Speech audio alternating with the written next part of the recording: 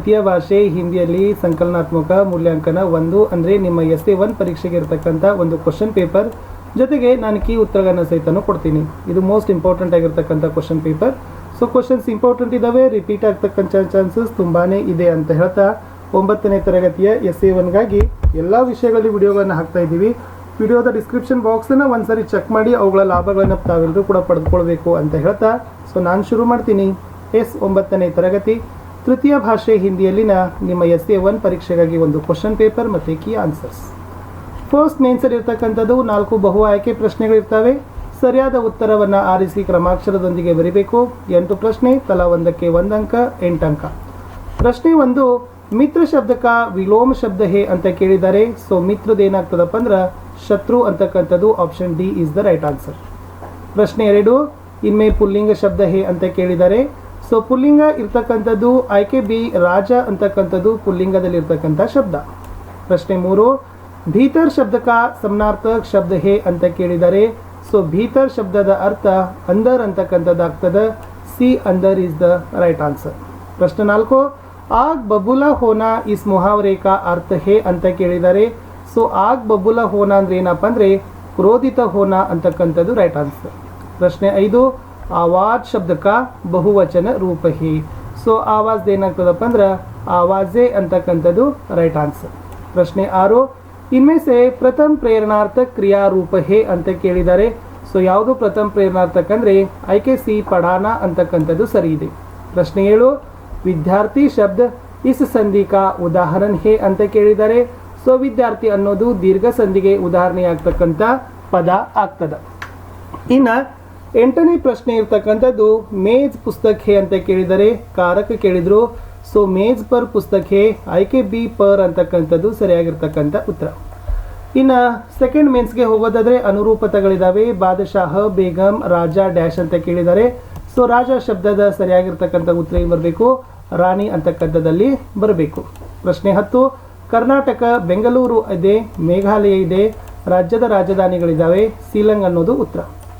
ಪ್ರಶ್ನೆ 11, ಭಾಗ್ಯಫುಟನ ಶಬ್ದದ ಅರ್ಥ ಮುಹಾವರದ ಅರ್ಥ ಬುರಾ ಹೋನಾ, ಪಾಠ ಪಡಾನ ಅಂದರೆ ಏನು ಕೇಳಿದ್ದಾರೆ, ಸಬಕ್ ಸಿಖಾನ ಅಂತ ಇದರ ಅರ್ಥ. ಇನ್ನು ಕರೋ ಮದದ ಘಾಯಲ್ ಕಿ ಪಾಲನ ಕರೋ ಅಂತ ಇದೆ. ಸೊ ಪಾಲನ ಕರೋ ಸಂಕೇತಂಕಿ ಅಂತಕ್ಕಂಥದ್ದು ಉತ್ತರ ಬರಬೇಕು. ಮುಂದಿನ ಪ್ರಶ್ನೆ, ಒಂದು ವಾಕ್ಯದಲ್ಲಿ ಉತ್ತರವನ್ನು ಬರೀತಕ್ಕಂಥ ಪ್ರಶ್ನೆಗಳು 4, ತಲಾ ಒಂದು ಸರಿಯಾದ ಉತ್ತರಕ್ಕೆ 1 ಅಂಕ ಅಂತ ಇದೆ. ಪ್ರಶ್ನೆ 13, ಥಾಲಿ ಮೇ ಕ್ಯಾ ಜಲ್ ರಹಾತಾ ಅಂತ ಕೇಳಿದ್ದಾರೆ. ಸೊ ರೈಟ್ ಆನ್ಸರ್ ಥಾಲಿ ಮೇ ದಿಯಾ ಜಲ್ ರಹಾತಾ ಅನ್ನೋದು ಸರಿ ಇದೆ. ಪ್ರಶ್ನೆ 14, ವಿವೇಕಾನಂದ ಕಿ ಅನುಯಾಯಿನಿ ಕಾ ನಾಮ್ ಕ್ಯಾ ಥಾ ಅಂತ ಕೇಳಿದ್ದಾರೆ. ಸೊ ವಿವೇಕಾನಂದ ಕಾ ಅನುಯಾಯಿನಿ ಕಾ ನಾಮ್ ಮಾರ್ಗರೆಟ್ ಎಲಿಜಬೆತ್ ಥಾ ಅನ್ನೋದು ಉತ್ತರ. ಪ್ರಶ್ನೆ 15, ಸುಂದರ ಭಾವ ಕಹಾ ಪಲೆ ಹೈ ಅಂತ ಇದೆ. ಸೊ ದಾನಿ ಆಂಚಲ್ ಮೇ ಸುಂದರ ಭಾವ ಪಲೆ ಹೈ ಅನ್ನೋದು ಉತ್ತರ. ಮುಂದಿನ ಪ್ರಶ್ನೆ, बाट जोहने वालों को क्या नहीं देना चाहिए ಅಂತ ಇದೆ. ಆನ್ಸರ್ बाट जोहने वालों को गम की सौगात नहीं देना चाहिए ಅನ್ನೋದು ಉತ್ತರ ಬರೀಬೇಕು. ಇನ್ನು 2 ಅಂಕದ ಪ್ರಶ್ನೆಗಳಿದ್ದಾವೆ. 8 ಪ್ರಶ್ನೆಗಳು, ತಲಾ ಒಂದಕ್ಕೆ 2 ಅಂಕ, ಒಟ್ಟಾರೆ 16 ಅಂಕ. ಪ್ರಶ್ನೆ 17, ವಿವೇಕಾನಂದ ने भारतवासियों का क्या उपदेश दिया ಅಂತ ಕೇಳಿದ್ದಾರೆ. ಸೊ ಉತ್ತರ ನೋಡಿ, विवेकानंद ने अज्ञान, अंधविश्वास, शिक्षा, विदेशी अनुकरण, दास्य मनोभाव आदि के बुरे प्रभावों का बोध कराया. उन्होंने अपनी भाषणों द्वारा जनता के मन से हीनता की भावना को दूर भगाने का प्रामाणिक प्रयत्न किया ಅಂತಕ್ಕಂಥದ್ದು ಉತ್ತರದಲ್ಲಿ ಬರೆದ್ರೆ ಅಂಕಗಳನ್ನು ಕೊಡ್ತಾರೆ. ಮುಂದಿನ ಪ್ರಶ್ನೆ 18, दुर्घटना से बचने के कोई 2 उपाय लिखिए ಅಂತ ಕೇಳಿದ್ದಾರೆ. ಇಲ್ಲಿ चौराहों पर दिए गए संकेतों का पालन करना चाहिए, हमेशा हेलमेट पहनना चाहिए ಅನ್ನೋದು 2 ಪಾಯಿಂಟ್ಸ್ ಉತ್ತರ ಇತ್ತು. ಪ್ರಶ್ನೆ 19, मौसी बच्चों को कौन कौन सी कहानियाँ सुनाती थी ಅಂತ ಇದೆ. ಸೊ ನೋಡಿ, मौसी बच्चों को तोता तोती की कहानी, काट के घोड़े की कहानी, वीरोचित कहानी आदि सुनाती थी. ಪ್ರಶ್ನೆ 20, ಮಾಸ್ಮಾಯಿ गांव की गुफाएं कैसी है ಅಂತ ಕೇಳಿದ್ದಾರೆ. ಉತ್ತರ आश्चर्य तो मासमाई गांव की गुफा है, गुफाएं इतनी अंधेरी है कि मशाला टार्च जलाए बिना उन्हें प्रवेश नहीं कर सकते. पर्यावरण का महत्व समझाइए ಅಂತಕ್ಕಂಥದ್ದು 21ನೇ ಪ್ರಶ್ನೆ ಇದೆ. आंसर इतो पर्यावरण के बिना मानव का जीवन असंभव है, शुद्ध पर्यावरण जीव जगत के लिए आवश्यक है. आजकल जल, वायु और ध्वनि का प्रदूषण निरंतर बढ़ते जा रहा है. इस कारण परिसर का संतुलन बिगड़ रहा है. पर्यावरण का महत्व समझकर हमें इसकी रक्षा करना हम सबका कर्तव्य है ಅಂತಕ್ಕಂಥದ್ದು ಉತ್ತರದಲ್ಲಿ ಏನು ಮಾಡಬೇಕಾಗಿತ್ತು ಬರೀಬೇಕಿತ್ತು 22ನೇ ಪ್ರಶ್ನೆ ब्राह्मण के घर में सब लोग क्यों रो रहे थे ಅಂತ ಕೇಳಿದ್ದಾರೆ उत्तर बकासुर को खाना ले जाने की बारी कल ब्राह्मण की थी ब्राह्मण और उसकी पत्नी दोनों बकासुर के पास जाने के लिए बहस कर रहे थे तब उनकी बेटी उन दोनों को मना करके खुद जाने की बात करती है इसलिए ब्राह्मण के घर में सब लोग रो रहे थे ಅನ್ನೋದು ಇತ್ತು प्रश्न 23 बाबू भाई के मन में बाबू भाई को किन की मदद मांगी ಅಂತ ಕೇಳಿದ್ದಾರೆ सो बाबू भाई ಏನು ಮಾಡ್ತಾನಪ್ಪ ಅಂತಂದ್ರೆ ಆತ पहले माली से ऊंट सवार से और घुड़सवार से मदद मांगी ಅಂತ ಇತ್ತು इन्हें 24 कल्पना का जन्म कहा हुआ था और कल्पना को प्यार से क्या कहा जाता है ಅಂತ ಕೇಳಿದ್ದಾರೆ सूत्र कल्पना का जन्म हरियाणा के करनाल नगर में हुआ था कल्पना चावला को प्यार से अंतरिक्ष परी कहा जाता था ಅನ್ನೋದು ಉತ್ತರದಲ್ಲಿ ಇರಬೇಕು ಇನ್ನು ಮುಂದಿನ 5th ಮೇನ್ಸ್ ಅಲ್ಲಿ 9 ಪ್ರಶ್ನೆಗಳನ್ನು 3-4 ವಾಕ್ಯಗಳಲ್ಲಿ ಉತ್ತರಗಳನ್ನು ಕೊಡಬೇಕು ಪ್ರತಿ ಸರಿಯಾದ ಉತ್ತರಕ್ಕೆ 3 ಅಂಕ ಒಟ್ಟು 27 ಅಂಕಗಳನ್ನು ನೀವು ಇದೇ ಪೋರ್ಷನ್ ಅಲ್ಲಿ ಏನು ಮಾಡಬಹುದು ಈಜಿಯಾಗಿ ಪಡಿಬಹುದು ಪ್ರಶ್ನೆ 25 भाई को गिरते देखकर बहन ने क्या किया ಅಂತಕ್ಕಂಥದ್ದು ಇದೆ ಉತ್ತರ ನೋಡಿ बहन ने भाई को गिरते देखा वह दौड़ पड़ी भाई खून से लथपथ पड़ा था वह पुकारती रही भैया भैया प्रश्न 26 विवेकानंद ने जनता को ललकार कर क्या कहने को कहा ಅಂತ ಕೇಳಿದ್ದಾರೆ उत्तर प्यारे देशवासियों वीर बनो और ललकार कर कहो कि मैं भारतीय हूँ अनपढ़ भारतीय निर्धन भारतीय ऊंची जाति का भारतीय नीच जाति का भारतीय सब मेरे भाई है उनकी प्रतिष्ठा मेरी प्रतिष्ठा है उनका गौरव मेरा गौरव है ಅಂತ ಬರಿಬೇಕಿತ್ತು ಮುಂದಿನ ಪ್ರಶ್ನೆಗೆ ಹೋಗೋಣ ಪ್ರಶ್ನೆ ಇತ್ತು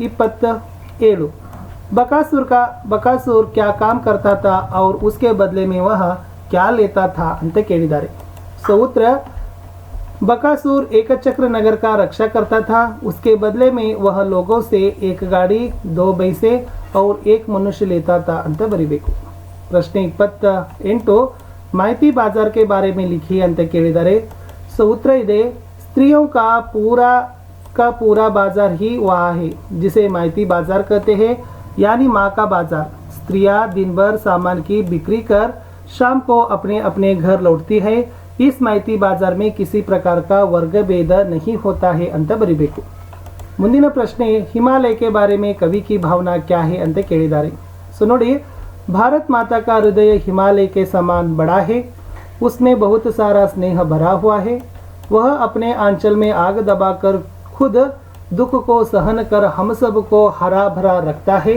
ಅಂತಕ್ಕಂಥ पॉइंट्स बरदरे साकु इन प्रश्ने 30 चौराहों पर दिए गए संकेतों को विस्तार से बताइए ಅಂತ ಕೇಳಿದ್ದಾರೆ सो ನೋಡಿ हरी पर चलना लाल पर रुकना पीली पर सचेत रहना और झिब्रा पर क्या करना है कि पादचारी लोग चलना 31 परिसर की रक्षा के लिए हमें क्या क्या करना चाहिए ಅಂತ ಕೇಳಿದ್ದಾರೆ ನೋಡಿ अगर एक वृक्ष कट जाता है तो उसके बदले में 11 वृक्ष लगाना चाहिए और रोज एक वृक्ष लगाने का ಶಪಥ ಖಾನಾ ಹೇ ಅಂತಕ್ಕಂಥ ಪಾಯಿಂಟ್ ಸಿಗಬೇಕು ಮುಂದಿನ ಪ್ರಶ್ನೆ 32ರಲ್ಲಿ ಭಾವಾರ್ಥ ಬರಿಬೇಕು ಧ್ವನಿ मिट्टी जलवायु आदि जीव जगत के मित्र सभी इनकी रक्षा करना अब कर्तव्य हमारा शोर और मिट्टी का संकट दूर करेंगे सारा ಅಂತ ಇದೆ ಏನು ಬರಿಬೇಕು प्रस्तुत कविता में परशुराम शुक्ल जी कहते हैं कि ध्वनि मिट्टी और जलवायु आदि सभी जीव जगत के मित्र हैं इन सभी का रक्षा करना हम सब का कर्तव्य है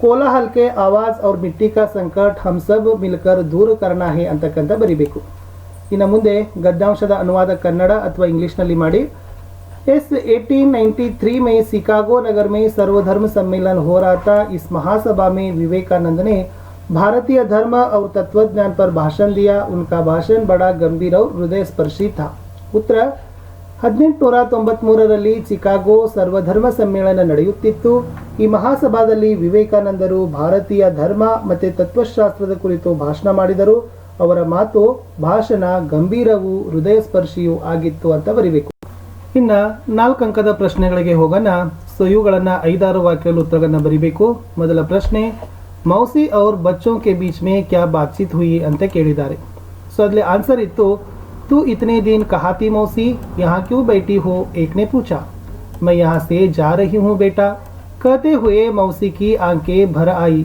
तू तो बीमार थी मौसी, तबीयत कैसी है? बलदेव ने पूछा। बेटा मैं ठीक हो गई हूँ, अपना गांव जा रही हूँ। हम तुझे कहीं नहीं जाने देंगे मौसी, सबने एक स्वर में कहा। मौसी की आंखों में आंसू झलक उठे। मौसी फिर से स्कूल के आंगन में आने लगी। बच्चे उसे घेरे रहते और वह उन्हें कहानियां सुनाती। कभी कभी लाठी टेकती हुई मोहल्ले का चक्कर काटती। सभी घरों में झांक उनका कुशलक्षेम पूछती। सांझ ढलने पर वह अपनी कोठरी में चली जाती और चैन की सांस लेती। इस तरह बच्चों के प्रेम और स्नेह भाव से ಮೌಸಿ ಕೆ ಜೀವನ್ ಮೇ ಖುಷಿ ಕೆ ದಿನ ಲೌಟ್ ಆಯೆ ಅಂತಕ್ಕದ್ದನ್ನು ಬರಿಬೇಕು. ಇನ್ನು ಮುಂದಿನ ಪ್ರಶ್ನೆಗೆ ಹೋಗೋಣ. ಪದ್ಯ ಪೂರ್ಣ ಮಾಡಬೇಕು. ಜೈ ಜೈದಿಂದ ಹಿಡಿದು ಆಗ ದಬಾಕರ್ ಅಂತ ಇದೆ. ವೆರಿ ಸಿಂಪಲ್ ಸಾಲು. ಜೈ ಜೈ ಭಾರತ್ ಮಾತಾ, ऊंचा हिया ಹಿಮಾಲಯ ತೇರಾ, ಉಸ್ಮೆ ಕಿತನಾ ಸ್ನೇಹ ಬರ, ದಿಲ್ ಮೇ ಅಪ್ನೆ ಆಗ ದಬಾಕರ್ ಅಂತ ಬರಿಬೇಕಿತ್ತು. 36ನೇ ಪ್ರಶ್ನೆ ತುಂಬ ಸರಳವಾಗಿರ್ತಕ್ಕಂಥದ್ದು, ಸಾಹಿತ್ಯದ ಬಗ್ಗೆ ಇದೆ. ಸೊ ಮೇಲೆ ಇರ್ತಕ್ಕಂಥ ಗದ್ಯ ಭಾಗವನ್ನು ಓದಿ ಕೆಳಗಡೆ ಇರ್ತಕ್ಕಂಥ 4 ಪ್ರಶ್ನೆಗಳಿಗೆ ಉತ್ತರಗಳನ್ನ ಕೊಡ್ತಕ್ಕಂಥದ್ದು ತುಂಬ ಸರಳವಾಗಿರ್ತಕ್ಕಂಥದ್ದೇ ಇತ್ತು. 37ನೇ ಪ್ರಶ್ನೆಯಲ್ಲಿ ಯಾವುದೇ ಒಂದು ವಿಷಯದ ಕುರಿತು 12ರಿಂದ 15 ವಾಕ್ಯಗಳಿಗೆ ಮೀರದಂತೆ ನಿಬಂಧ ಬರೀಬೇಕು. ಫಸ್ಟ್ ಜನಸಂಖ್ಯಾ ಕಿ ಸಮಸ್ಯೆ ಇದೆ, ಎರಡನೇದು ಪರ್ಯಾವರಣ ಕಿ ರಕ್ಷಾ ಇದೆ, ಮೂರನೇದು ಬೇರೋಜ್ಗಾರಿ ಇದೆ. ಅದರಲ್ಲಿ ಯಾವ ಸಂಕೇತ ಬಿಂದುಗಳನ್ನು ಹಾಕಿದಾರಲ್ಲ ಅವುಗಳ ಆಧಾರದ ಮೇಲೇನೆ ಬರಿಬೇಕು. ಅವುಗಳ ಆಧಾರದ ಮೇಲೆ ಬರೆದ್ರೆ ನಿಮಗೆ ಅಂಕ ಕೊಡ್ತಾರೆ. ಪ್ರಸ್ತಾವನೆಗೆ 1 ಅಂಕ, ವಿಷಯದ ಬೆಳವಣಿಗೆಗೆ 2 ಅಂಕ, ಉಪಸಂಹಾರಕ್ಕೆ 1 ಅಂಕ. ಇನ್ನು ಲಾಸ್ಟ್ ಇರ್ತಕ್ಕಂಥದ್ದು ಪತ್ರಲೇಖನಗಳಲ್ಲಿ ಫಸ್ಟ್ ಇರೋದು ಅಪ್ನಿ ಬಹನ್ ಕಿ ಶಾದಿ ಕೆ ಕಾರಣ 3 ದಿನೋं की छुट्टी के लिए ಪ್ರಧಾನಾಧ್ಯಾಪಕ ಕೆ ನಾಮ ಪತ್ರ ಲಿಖಿಯೇ.